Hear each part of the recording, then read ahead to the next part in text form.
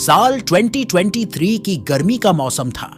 कपूर परिवार ने एक अद्भुत पहाड़ी क्षेत्र की यात्रा का फैसला किया। परिवार में 4 सदस्य थे। राजेश कपूर, उनकी पत्नी सविता कपूर और उनके 2 बच्चे अनीश और सिया। बच्चों की गर्मी की छुट्टियां शुरू हो चुकी थीं और यह परिवार एक लंबे समय से एक साथ समय बिताने की योजना बना रहा था। राजेश एक सरकारी अधिकारी थे और उनका परिवार दिल्ली में रहता था। सविता एक गृहिणी थीं जो अपने बच्चों और परिवार की देखभाल में व्यस्त रहती थीं। अनीश और सिया दोनों ही अपनी पढ़ाई में अच्छे थे और हमेशा नई चीजें सीखने के लिए उत्साहित रहते थे। यात्रा के लिए तैयारियां बड़े जोर शोर से शुरू हो गई। राजेश ने अपनी कार की सर्विस करवाई और सभी जरूरी सामान पैक किया। सविता ने यात्रा के दौरान खाने पीने का सामान, कपड़े और प्राथमिक चिकित्सा किट को तैयार किया। बच्चों ने अपने पसंदीदा खेल और किताबें पैक कर लीं ताकि वे यात्रा के दौरान बोर न हों। अंत में यात्रा का दिन आ गया। सुबह सुबह ही पूरा परिवार तैयार होकर कार में बैठ गया। राजेश ने गाड़ी स्टार्ट की और यात्रा शुरू की। सभी उत्साहित थे और भविष्य की रोमांचक यात्रा के सपने देख रहे थे। पहली मंजिल नैनीताल थी, जो एक प्रसिद्ध हिल स्टेशन है। परिवार ने पहले ही एक होटल में बुकिंग कर रखी थी। जैसे ही वे नैनीताल पहुंचे, वहां की सुंदरता ने उन्हें मंत्रमुग्ध कर दिया। होटल में चेक इन करने के बाद वे नैनी झील के किनारे घूमने गए। बच्चे नाव की सवारी का मजा लेने लगे और राजेश व सविता ने आसपास की दुकानों से कुछ स्मृति चिन्ह खरीदे। रात में होटल वापस लौटने के बाद सभी ने अच्छा भोजन किया और आराम करने के लिए अपने कमरे में चले गए। अगले दिन वे नैनीताल के प्रमुख पर्यटन स्थलों का दौरा करने का फैसला किया। उन्होंने स्नो व्यू पॉइंट, नैनी देवी मंदिर और टिफिन टॉप का दौरा किया।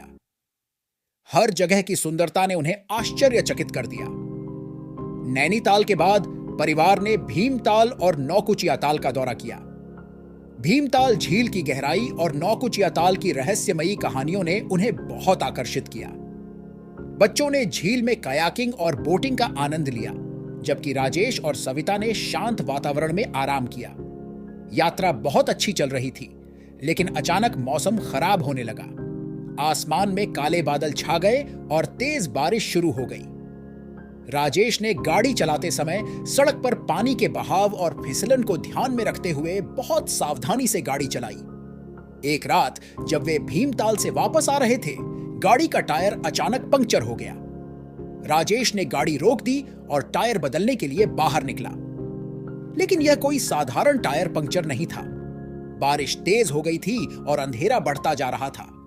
जंगल के बीचों बीच सुनसान सड़क पर अकेले होने का एहसास डरावना था। राजेश टायर बदलने में लगे थे, तभी एक अजनबी व्यक्ति ने अपनी गाड़ी रोकी और मदद की पेशकश की।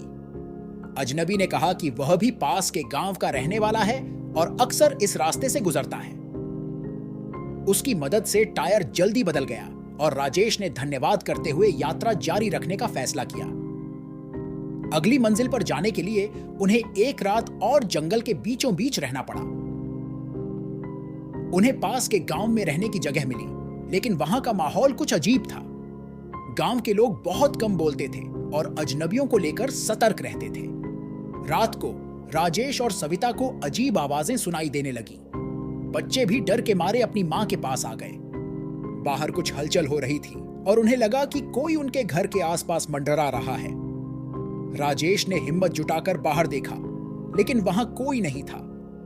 अगली सुबह वे यात्रा जारी रखने का फैसला करते हैं, लेकिन अजीब घटनाएं जारी रहती हैं। रास्ते में उनकी गाड़ी एक बार फिर रुक जाती है और इंजन स्टार्ट नहीं होता। राजेश को फिर से अजनबी की मदद याद आती है, लेकिन इस बार कोई मदद के लिए नहीं आता। बच्चे डर के मारे रोने लगते हैं और सविता उन्हें शांत करने की कोशिश करती है। तभी उन्हें पीछे से एक गाड़ी आती दिखती है। यह वही अजनबी था जिसने पहले उनकी मदद की थी। उसने फिर से उनकी मदद की पेशकश की और कहा कि पास ही एक मरम्मत की दुकान है जहां गाड़ी ठीक हो सकती है। मरम्मत की दुकान पर पहुंचने के बाद अजनबी ने उन्हें बताया कि यह गांव कई रहस्यमयी घटनाओं के लिए प्रसिद्ध है। लोग बताते हैं कि यहाँ रात में अजीब चीजें होती हैं और कई लोग यहाँ से गुजरते समय खो जाते हैं। राजेश और सविता को डर लगने लगा, लेकिन उनके पास और कोई विकल्प नहीं था। मरम्मत के बाद उन्होंने जल्दी से वहां से निकलने का फैसला किया।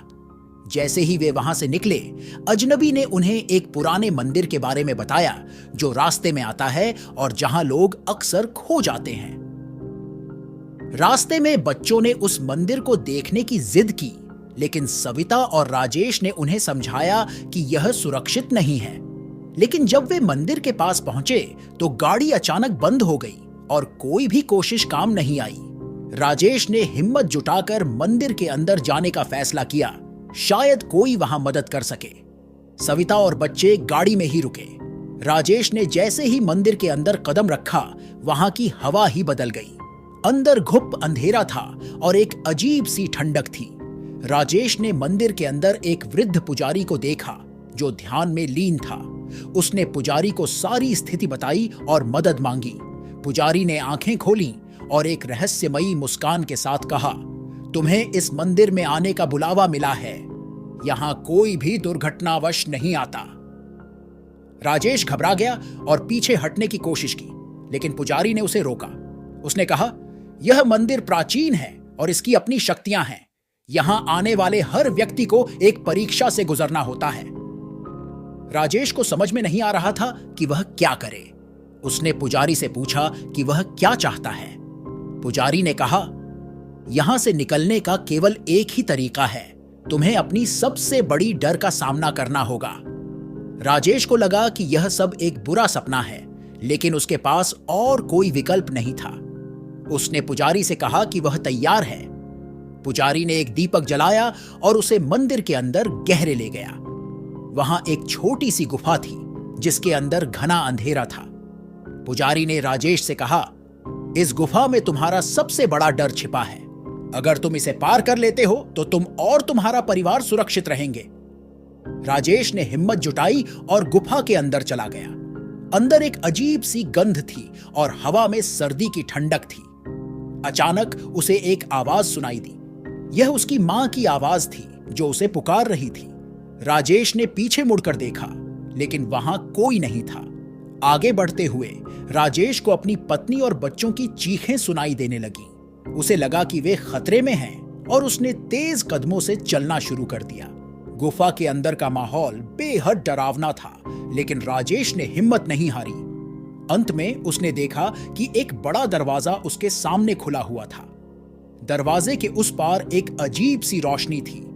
उसने दरवाजे को धक्का दिया और अंदर प्रवेश किया। वहां उसने देखा कि उसकी पत्नी और बच्चे सुरक्षित खड़े थे। पुजारी भी वहां था जो मुस्कुरा रहा था। पुजारी ने कहा, तुम्हारी परीक्षा समाप्त हुई, अब तुम सुरक्षित हो। राजेश ने राहत की सांस ली और अपने परिवार को गले लगाया। पुजारी ने उन्हें बाहर जाने का रास्ता दिखाया और कहा, याद रखना, यह मंदिर सिर्फ उन लोगों के लिए खुलता है जिनके पास साहस होता है। राजेश और उसका परिवार मंदिर से बाहर आ गए और गाड़ी में बैठ गए। जैसे ही राजेश ने गाड़ी स्टार्ट की, इंजन तुरंत चालू हो गया। सभी ने राहत की सांस ली और वहां से जल्दी से निकल गए। जैसे ही वे गांव से बाहर निकले, उन्हें एहसास हुआ कि उनकी यात्रा की दिशा बदल गई थी। वे अब एक नए रास्ते पर थे जो पहले से कहीं ज्यादा साफ और सुरक्षित लग रहा था। रास्ते में वे सभी उस अद्भुत और रहस्यमयी अनुभव के बारे में बात कर रहे थे। राजेश और सविता ने यह महसूस किया कि उन्हें अपने बच्चों के साथ ऐसा कुछ अनुभव करने का मौका शायद ही कभी मिलता। उन्होंने ठान लिया कि इस अनुभव को यादगार बनाएंगे और बच्चों को सिखाएंगे कि डर का सामना कैसे करना चाहिए। अगले दिन वे सुबह जल्दी उठे और अपनी यात्रा जारी रखने का फैसला किया। राजेश ने गाड़ी को पहाड़ी रास्तों की ओर मोड़ा जो हरे भरे पेड़ों और खूबसूरत दृश्यों से भरा हुआ था। बच्चों ने रास्ते में कई बार रुकने की जिद की ताकि वे तस्वीरें ले सकें और प्रकृति की सुंदरता का आनंद ले सकें।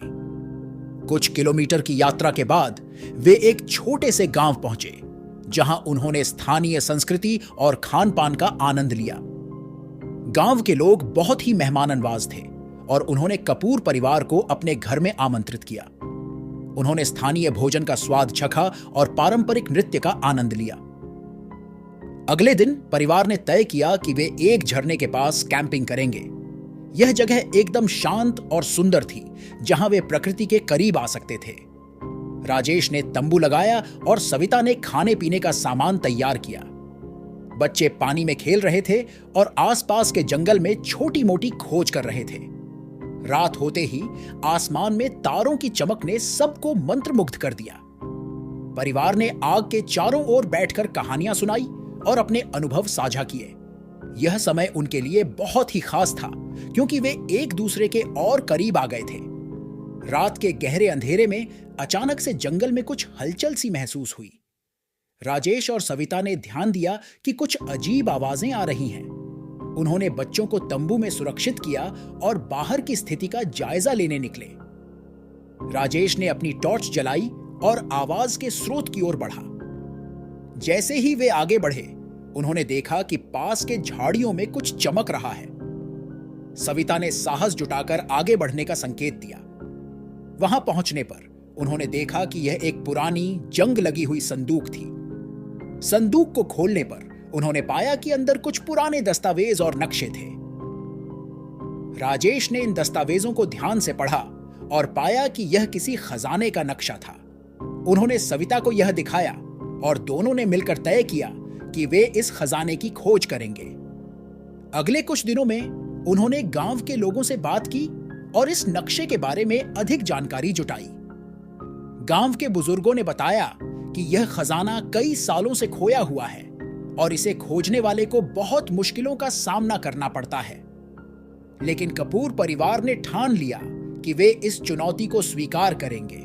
उन्होंने अपनी यात्रा जारी रखी और नक्शे के दिशा निर्देशों का पालन किया। रास्ते में उन्हें कई बाधाओं का सामना करना पड़ा। कभी कभी उन्हें घने जंगलों से गुजरना पड़ता, तो कभी ऊंची ऊंची पहाड़ियों को पार करना पड़ता। लेकिन उन्होंने हार नहीं मानी और अपने लक्ष्य की ओर बढ़ते रहे। अंत में कई दिनों की कठिन यात्रा के बाद वे उस जगह पहुंचे जहां खजाना छुपा हुआ था। यह एक प्राचीन गुफा थी जो पहाड़ियों के बीच छुपी हुई थी। गुफा के अंदर का वातावरण बहुत ही डरावना था, लेकिन राजेश और सविता ने हिम्मत नहीं हारी। गुफा के अंदर उन्होंने देखा कि खजाने के चारों ओर कई जाल बिछे हुए थे। यह खजाना सुरक्षित रखने के लिए पुराने जमाने में बनाए गए सुरक्षा तंत्र थे। उन्होंने सावधानी पूर्वक उन जालों को पार किया और आखिरकार उस खजाने तक पहुंचे। खजाना खोलते ही उनकी आंखें चमक उठीं। अंदर बहुमूल्य रत्न, सोने के सिक्के और पुरानी मूर्तियां थीं। यह खजाना वास्तव में अनमोल था। उन्होंने खजाने को सुरक्षित रूप से अपने साथ ले लिया और गांव लौट आए। गांव में उनका स्वागत बहुत ही धूमधाम से किया गया। गांव के लोगों ने उनकी हिम्मत और साहस की तारीफ की। उन्होंने खजाने का एक हिस्सा गांव के लोगों के साथ साझा किया, जिससे गांव की समृद्धि में इजाफा हुआ। इस अनुभव के बाद कपूर परिवार की यह यात्रा उनके जीवन की सबसे यादगार यात्रा बन गई। उन्होंने सीखा कि साहस और एकता से किसी भी कठिनाई का सामना किया जा सकता है। उन्होंने यह भी महसूस किया कि कभी-कभी हमें अपने डर का सामना करना पड़ता है, ताकि हम अपनी छिपी हुई क्षमताओं को पहचान सकें। राजेश, सविता, अनीश और सिया के लिए यह यात्रा न केवल एक रोमांचक अनुभव था, बल्कि एक जीवन की सीख भी थी। उन्होंने अपने परिवार के साथ बिताए गए हर पल का आनंद लिया और जीवन की हर चुनौती को खुशी और उत्साह के साथ स्वीकार करने का संकल्प लिया। यात्रा के समाप्त होने पर वे दिल्ली लौट आए और अपनी सामान्य जिंदगी में वापस आ गए। लेकिन यह अनुभव उनके दिलों में हमेशा के लिए छप गया। अब वे हर साल एक नई जगह की यात्रा करने का फैसला करते हैं, ताकि वे जीवन के हर पहलू को पूरी तरह से जी सकें और नई नई रोमांचक कहानियों का हिस्सा बन सकें। साल बीतते गए, लेकिन कपूर परिवार की यह कहानी उनके जीवन का एक अभिन्न हिस्सा बन गई। बच्चों ने भी अपने माता पिता से साहस और एकता की सीख ली और अपने जीवन में इसे अपनाया। अनीश और सिया अब बड़े हो गए थे, लेकिन वे अपने माता पिता के साथ बिताए गए उन अद्भुत पलों को कभी नहीं भूले। कपूर परिवार की यह यात्रा एक प्रेरणादायक कहानी बन गई, जो हमें यह सिखाती है कि जीवन की चुनौतियों का सामना कैसे करना चाहिए और हर पल का आनंद कैसे लेना चाहिए। इस यात्रा ने उन्हें न केवल एक परिवार के रूप में मजबूत बनाया, बल्कि जीवन के प्रति उनका दृष्टिकोण भी बदल दिया। इस तरह कपूर परिवार की यह यात्रा एक रोमांचक और प्रेरणादायक कहानी बन गई, जो हमेशा के लिए उनके दिलों में बसी रहेगी। उन्होंने न केवल अपने डर का सामना किया, बल्कि एक नई शुरुआत की और अपने जीवन को नई दिशा दी। यह यात्रा उनके लिए एक अद्वितीय अनुभव बन गई, जिसे वे हमेशा याद रखेंगे और दूसरों के साथ साझा करेंगे। दिल्ली वापस लौटने के बाद कपूर परिवार ने अपने जीवन को पहले से कहीं ज्यादा बेहतर तरीके से जीने का फैसला किया। उन्होंने इस यात्रा से जो सीखा, उसे अपने दैनिक जीवन में लागू करने की कोशिश की। राजेश ने अपने काम में अधिक उत्साह और प्रतिबद्धता दिखाई, जबकि सविता ने अपने बच्चों के साथ अधिक समय बिताने का प्रयास किया और उनकी शिक्षा और विकास में सक्रिय रूप से भाग लिया। अनीश और सिया ने भी इस यात्रा से बहुत कुछ सीखा। उन्होंने साहस, धैर्य और एकता का महत्व समझा। स्कूल में वे अपने दोस्तों के साथ इस यात्रा के अनुभवों को साझा करते थे और उन्हें भी प्रेरित करते थे कि जीवन की हर चुनौती का सामना साहस और धैर्य से किया जाना चाहिए। एक दिन जब परिवार रात के खाने के बाद एक साथ बैठा था, राजेश ने एक नया विचार प्रस्तुत किया।